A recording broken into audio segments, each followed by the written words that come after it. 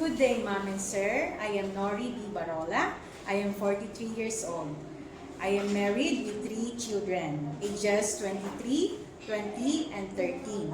I am a high school graduate. My work experiences here in Hong Kong. My first employer is a Chinese family with a 2-year-old boy. My household, I do household chores, including cleaning the house, cooking, marketing, car washing, taking care of 2 dogs, and taking care of the 2-year-old boy, sending back and forth to his school every day.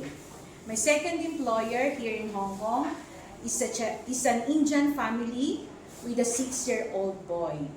I do also household chores, cleaning, marketing, cooking, car washing, and also taking care of their 6-year-old boy. And my previous employer, I stayed with them within 5 years and 7 months. I do household chores, including cleaning the house, cooking, marketing, and also gardening. I do also car washing. I take care of 4 adults in my previous employer, and we have a good relationship.